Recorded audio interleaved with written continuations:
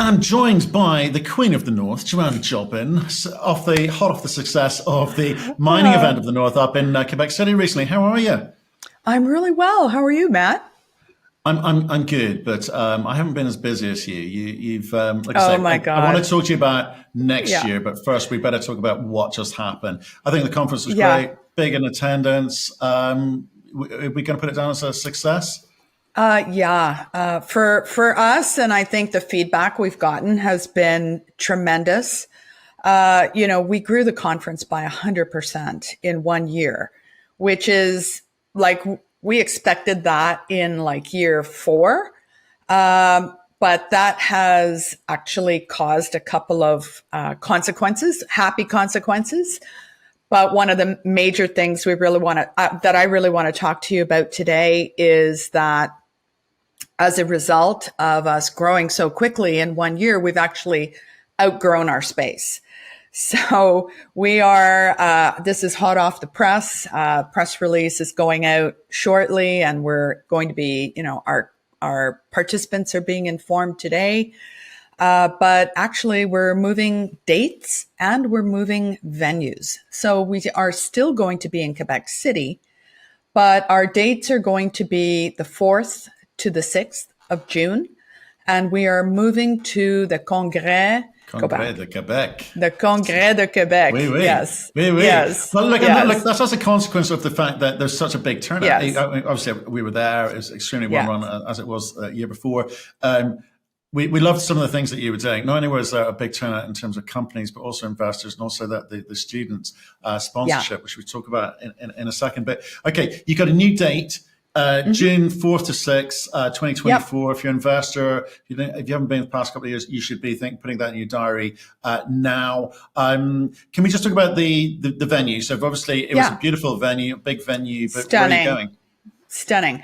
So we're going to the Congrès de Quebec, which is Right. in the heart of the historic area, right downtown. Really convenient because it's got two hotels that are actually attached to it, the Hilton and the Delta.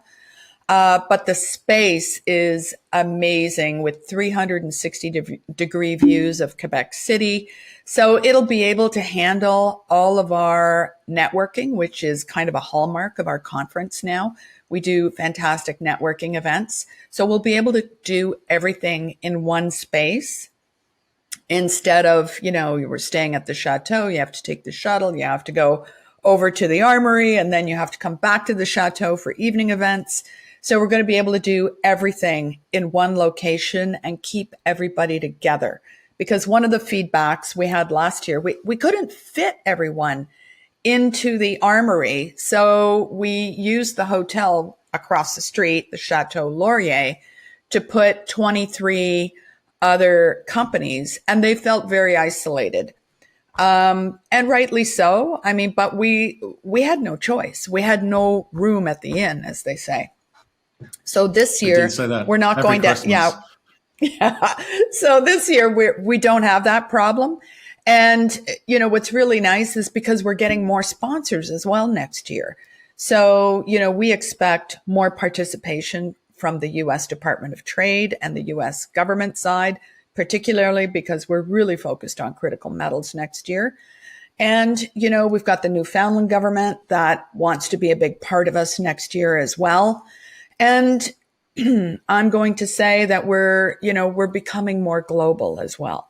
So I think one of the important things that you're going to see us expand into, which is what I've been saying from the beginning, is we want global companies and global investors to come to Quebec so that the Quebec investors can meet global companies and the global companies can meet investors that they've never met before. So that is like we started to see the start of that in 23 and 24. I think is really going to be our breakthrough year. Right. Okay. So that's what's in it for companies. That's what's in it for investors, institutional, retail alike. I think some of the interesting things that kind of certainly got the big numbers was around the sponsorship deals that you did. There's a student sponsorship, there's a Yeah. Chico initiative, and I hmm suspect there will be more coming up next year. Yeah. What can you tell us? So this was our first year for our student sponsorship, and we said we were going to sponsor up to 50 students. So we had 47 students that came in. We put them up for 3 days. It was almost like a mini conference within the conference. So each night we would have CEOs and thought leaders come and speak to the students. You know, the students had a room, and they had, you know, buffet dinner every night, and those people would come and speak to the students, either as inspirational speaking, you know, or inspirational thoughts and where they've been, or actually about the mining industry. And the students got to mingle through at the networking events and sit and watch these CEOs in action as they were doing their presentations. So that was an amazing hit. We had amazing feedback from the students who have been posting online, have been sending us thank you letters for the opportunity to really, really see what the mining industry is like. And then really what's great about it is that we've had more mining companies come to us and say, next year, we want to be involved in this. We want to be part of this sponsorship. So I can't tell you who they are, but I can tell you that they're coming, and I'm super excited about it. Okay, and then just continuing along that kind of, I guess, differentiation from other conferences that are out there, because, you know, for me as an investor, me as family office, there's just so many conferences that are going on which just all do the same thing, not really geared up for the companies, not really geared up for the investors. It's all about making money. So what else are you bringing to the party? Well, you know, besides a student sponsorship, you know, I mean, how do we differentiate ourselves? You know, it's not a matter of collecting your money and going past go.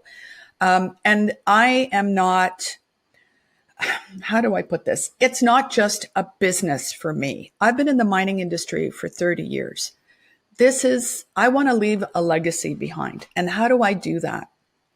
Well, the first thing we did is the student sponsorship, which provides sustainability for the industry. But the other thing that we did, I think, which is like really near and dear to my heart, and particularly Jenny, who, you know, the queen, it's to provide support to young women in developing countries and help them with their startups or education. And this year, I personally donated, IRA Inc. donated, my company, $10,000 to 3 young women from Afghanistan who are completing their engineering study here in the University of BC. So, and we worked with JDS to get this done. So that check is going out shortly to the University of BC to specifically help those 3 women. And I want to be really clear. This is not a fund for us. This is an initiative. So we willingly give that money. There's no strings attached to it or anything else. It's a donation to help young women and young girls in developing societies succeed. And of course, we always want to tie it into Canada in some way, shape, or form. And we've asked people to help us find a great charity for 2024 already. So that is in the works. We've also had people come up to us during the conference and say, oh, we didn't know this was happening. Oh, well, why didn't you tell us? We would have matched it. So next year, we're coming after you to match that donation. You know who you are. We're coming after you. I thought it was on to me, which I'll do as well.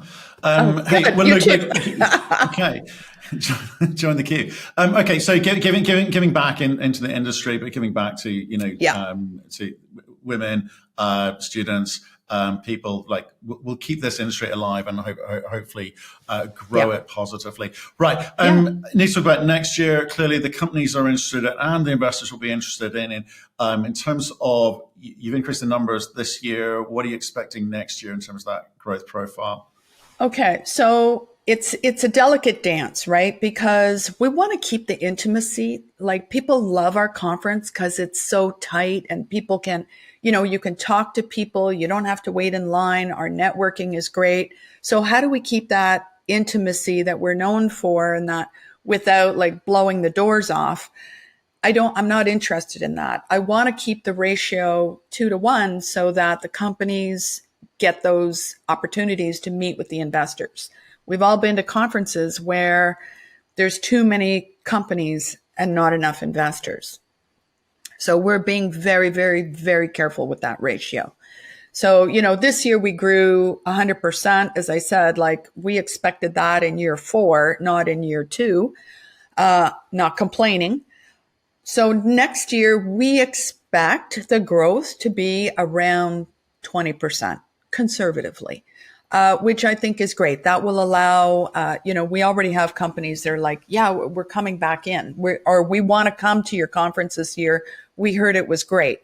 Well, we're going to give the opportunity to those companies who've been loyal to us for the past 2 years to say yay or nay first. And my understanding is most of them are coming back. So that will leave a little room for the new companies and new sponsors coming in. Okay, good. So investors have got lots of companies to meet, lots of yep. And more investors are coming in too, right? So we've had lots of other investors have contacted us and said, we heard it was great. We were thinking of going. We should have been going.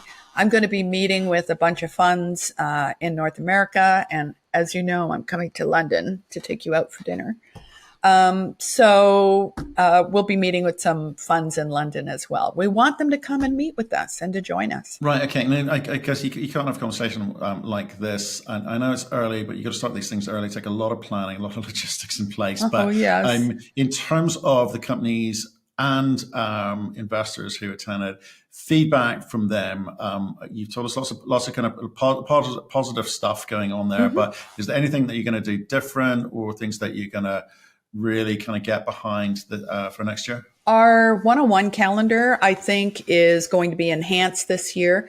I think for a lot of people, we introduced a lot of new things this year. Like we have, I always like to say there's a price and a place for everyone, right? So we had this small cap lounge that went really well. That's going to be increased this year. But these guys as well need to be educated in, if you make an appointment, you have to show up for your appointment, right? So these are growing pains that we are going to be addressing and working on. And we've already identified where we're missing bits and pieces as far as putting a few more people onto the calendar and having more bodies, more human arrows, more signage. All of these things are, as I say, can be fixed, and they're small growing pains. And if there's anything that, out of all of the accolades and the great things that we did this year, these are the things we've identified that we can improve on, and we will be improving on them. Okay, young Ms. Jobin, thank you very much for making time to kind of speak to us after the event. I very much enjoyed it there. Thank you. Give us an update on what to expect. We'll hopefully hear back from you real soon. Yeah, and we're looking forward to your participation next year, Matt. And we won't have you like running around like a woman with her hair on fire, like we always do. We will set the pace so that's a little more comfortable for you. But thank you for coming.